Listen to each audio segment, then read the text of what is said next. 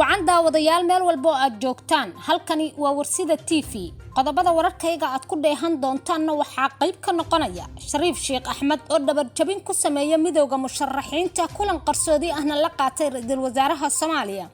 Fahad Yaasiin oo ergooyin u dirsaday ra'iisul wasaare Roble iyo ujeedooyinka ergooyinkaasi oo loo gaaday musharax Siciid Ciise oo farmaajo ku eedeeyay inuu ku dhaqaaqay afgambid cisoobay kuna baaqay inuu baneeyo filla Soomaaliya sanatar mashruuc oo ku baaqay in garab istaag wanaagsan loo muujiyo ra'iisul wasaaraha Soomaaliya si loo dardargeliyo doorashooyinka Soomaaliya midowga Yurub oo qoraal kulul ka soo saaray ciidanka wali fariisimaha kula Muqdisho ee ka soo horjeeda dawladda waqtigeedu idlaaday ee farmaajo qodobadaas iyo qodobo kale oo xasaasiyad wararkayga ku daawan doontaan daawadayaal u diyaar garooba warkii oo fidsan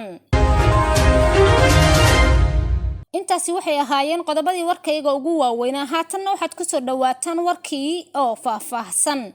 Shariif Sheekh Axmed ayaa dhabar jabin ku sameeyay midowga musharaxiinta isagoo kulan qarsoodi ah la qaatay ra'iisul wasaare Roble ra'iisul wasaare Maxamed Xuseen Roble iyo Sheekh Shariif Sheekh Axmed ayaa shir qaas ah ku yeeshay hoteelka Biisa ee magaalada Muqdisho isbuucyadii ugu dambeeyay ayaa la sheegay in madaxweyne Shariif diiday go'aan ah inuu qayb ka qaato in dagaalo iyo fawdo la galo qasna wax lagu raadiyo toddobaadyada soo socda waxa isbedeli doona siyaasadda Soomaaliya waxaana la arki doonaa madaxda mucaaradka qaarkood iyo dawladda oo isku dhinaca sida muuqata Sheekh Shariif Sheekh Axmed ayaa maalmo ka hor dib ugu soo laabtay Muqdisho mana aanu la kulmin xubnaha musharaxiinta madaxweyne ee Soomaaliya oo markii hore ay xulufo dhow ahaayeen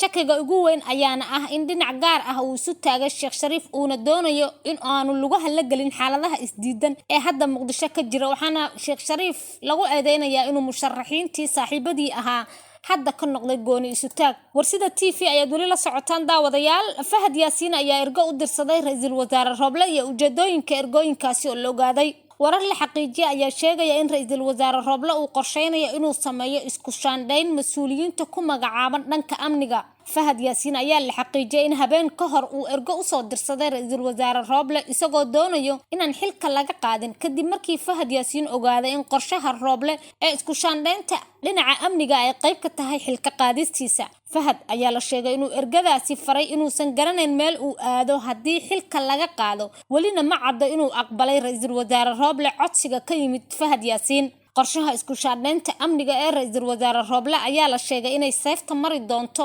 wasiirka amniga Xundubay gudoomiye ku-xigeenka gobolka Banaadir ee dhanka amniga Cali Yare Cali iyo saraakiil kale Fahad Yaasiin ayaa wajahaya eedeymo culus sida inuu xiriir dhow la leeyahay dhaqdhaqaaqa Al-Shabaab iyo inuu amro weerarada siyaasiyiinta ugu culus Muqdisho lagu qaado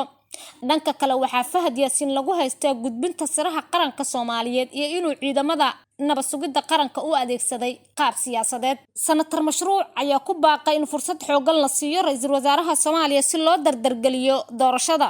sanatar Maxamuud Axmed Maxamuud mashruuc ayaa ku baaqay in fursad xoogan la siiyo ra'iisul wasaare Maxamed Xuseen Roble oo hadda la wareegay arrimaha doorashada iyo amniga mashruuc ayaa qoraal uu soo dhigay Facebook-giisa ku yiri ra'iisul wasaaraha Roble waa in garab istaag wanaagsan loo muujiyaa kalsooni badanna ay halkaasi ka jirtaa si doorashada ay waqti dhow u qabsanto mashruuc ayaa dhankiisa ugu baaqay Roble inuu soo celiyo kalsoonida lagu qabi karo awoodda dawladnimada maadaama hadda ra'iisul wasaare Roble uusan ahayn musharax u taagan qabashada xilka madaxtinimo ee Soomaaliya Roble waxa uu iclaamiyay shirweyne doorashada oo madaxda dawlad goboleedyada ay ka soo qayb galaan iyo maamulka gobolka Banaadir si looga arinsado khilaafka doorashada Roble ayaa qabsoomida shirkaasi u mudeeyay 20ka bisha May kaas oo ka dhici doona magaalada Muqdisho oo mudooyinkii dambe ay ka dhacayeen shaqaaqooyin u dhaxeeya ciidamo kala taabacsan madaxda dawladda federaalka iyo kuwa mucaaradka musharax Siciid Ciise ayaa farmaajo ku eedeeyay inuu ku dhaqaaqo afgambid cisoobay waxaanu ku baaqay inuu baneeyo fillada Siciid Ciise Maxamuud oo kamid ah musharaxiinta u taagan qabashada xilka madaxtinimo ee Soomaaliya isla markaana aan qayb ka ahayn midowga musharaxiinta balse ah musharax gooni isu taaga ayaa waxa uu dhaliilay hanaanka farmaajo 4 sano ee la soo dhaafo uu ku maamulay dalka iyo qaabkii uu u damcay muddo kororsigii 2 sano ahayd waxa uu ammaanay doorkii siyaasiyiintu ay ka ciyaareen iyo ciidanka badbaado qaran inay dib uga celiyaan 2 sano ee farmaajo tamcay inuu sida qasabka ah xilka ku haysto waxa uu Siciid Ciise Maxamuud carrabaabay in waxa la isku hayaa ay doorasho ka wayhiin isla markaana haatan loo baahan yahay in madaxweynaha Soomaaliya uu isaga baxo filla Soomaaliya si ay doorashadu u noqoto mid uu dardargeliyo Rooble. Siciid Ciise ayaa ku eedeeyay ra'iisul wasaare Rooble inaanu xor ka ahayn go'aanada uu qaadanayo isla markaana ay yihiin kuwa gacan ku rimisa uu gadaal ka riixayo Farmaajo. waxa uu ku dhawaaqay in doorashada la shaaciyay in ra'iisul wasaare Rooble gacanta loo galiyo qabsoomideeda aan lagu kalsoonaan karin maadaama wali filla Soomaaliya uu dhex degan yahay madaxweyne Farmaajo. waxa uu ku baaqay in madaxweynaha uu isaga baxo filla Soomaaliya si loogu kalsoonaado doorashada qabsoomi doonta isla markaana mucaaradka iyo musharaxiinta doonaya inay xilka madaxtinimo u tartamaan si loo qabto doorasho xor iyo xalaal ah. Midowga Yurub ayaa qoraal kulul ka soo saaray ciidanka wali isku hor fadhiya magaalada Muqdisho. ururka Midowga Yurub ayaa dalbaday in ciidamada militariga laga saaro magaalada Muqdisho ee caasimadda Soomaaliya iyadoo xiisadda magaalada ka taagan hadda ay yara qabowdahay. danjiraha Midowga Yurub ee Soomaaliya ayaa qoraal uu soo dhigay Twitterkiisa ku cadeeyay in militariga laga saaro Muqdisho waa muhiimadda koowaad ee iminka. dadka doonaya in ay cayaaraan kaalin wanaagsan oo ku aadan doorashada waa inay ra'iisul wasaare Rooble ku taageeraan shaqada muhiimka ah ee hadda loo igmaday. beesha caalamka ayaa inta badan soo dhaweysay ra'iisul wasaare Rooble in lagu wareejiyo doorashooyinka dalka oo dhaliyay khilaafyo iyo dagaalo ka dhacay magaalada Muqdisho. dowladda Soomaaliya waxa ay u digtay siyaasiyiinta ku howlan fashilinta hanaanka doorashada ee Soomaaliya. xukuumadda Soomaaliya ayaa digniin u dirtay siyaasiyiin ay ku eedeysay inay faraha kula jiraan qorshayaal lagu fashilinayo dadaalka uu wado ra'iisul wasaare Rooble. wasiir ku-xigeenka warfaafinta xukuumadda xilgaarsiinta ayaa warbaahinta dowladda ka akhriyay fariin uu sheegay inay ka timid xafiiska ra'iisul wasaaraha isagoo sheegay in arrimaha ciidamada loo xil saaray ra'iisul wasaaraha uuna amar ku bixiyay in magaalada Muqdisho laga saaro lana baabi'iyo astaamaha muujinaya colaadda. waxa uu ka digay in siyaasiyiin uu sheegay inay is og yihiin inay faraha kala baxaan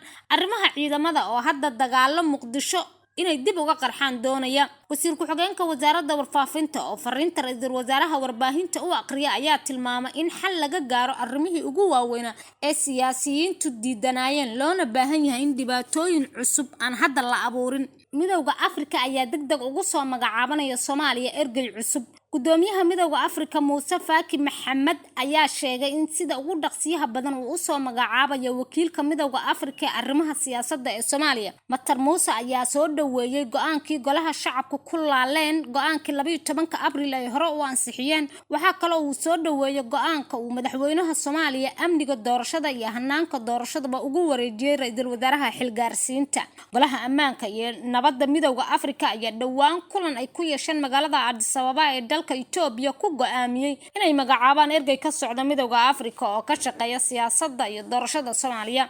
warbaahinta Afrika ayaa hadal haysa qofka uu noqon doono ergeygaasi iyada oo loo badinayo John Mahama madaxweynihii hore ee waddanka Ghana oo ka mid ah wadamada ay ciidamada ka joogaan Soomaaliya. inkastoo uusan Muuse Faki wali shaacin ergeygaasi sheegayna inuu sida ugu dhaqsiyaha badan u soo magacaabi doono ergeyga siyaasadda Soomaaliya u qaabilsanaa doono.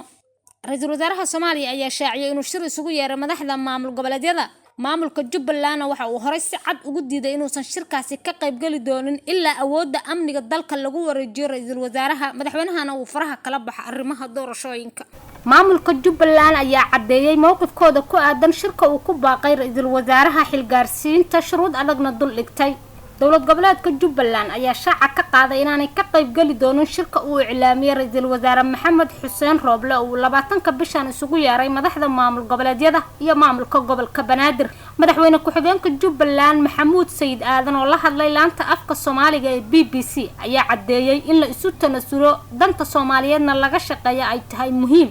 isla markaana ra'iisul wasaaraha looga baahan yahay inuu xal muhiim ah u helo arrimaha lagu muransan yahay. Maxamuud Sayid Aadan ayaa Rooble ka codsaday inuu xalka la raadinayo ku daro sidii gobolka Gado looga saari lahaa ciidamo uu sheegay inay ku milmeen siyaasadda sidoo kalena laga wada hadlo afduubkii loo geystay madaxdii Jubbaland ee gobolka Gado uu ku tilmaamay in si xooga Muqdisho loo dajiyay. mar wax laga weydiiyay Jubbaland inay shuruud ku xureyso ka qaybgalka shirka uu iclaamiyay ra'iisul wasaare Rooble ayuu sheegay inaanay jirin wax shuruudo balse ay muhiim tahay in caqabada dhowr oo muddo taagnaa xal laga gaaro si uu u hirgalo heshiiskii 17 September taasoo laga wada hadli doono miiska wada hadalka isagoo rajo wanaagsan ka muujiyay in xalka dambays ah la gaari doono. ugu dambeyn madaxweyne ku-xigeenka Jubbaland ayaa la weydiiyay in Axmed Madoobe uu Muqdisho la tagi doono ciidamadii markii hore uu la yimid maadaama hadda doorashada iyo amniga dalka lagu wareejiyay ra'iisul wasaaraha xilgaarsiinta. dhinaca kale wasiiru dowlaha madaxtooyada maamul goboleedka Jubbaland Xirsi Jaamac Gani ayaa sheegay in ra'iisul wasaaraha xilgaarsiinta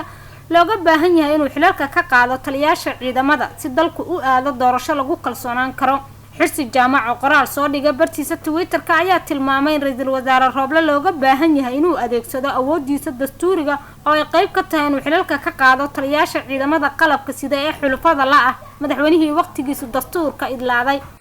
guud ahaan warkii daawadayaal oo aad Warsida TV kala socoteen waa inaga intaanu warkan warka xiga kulmi doono waxaan idinkaga tagay sidaa iyo nabadgelyo.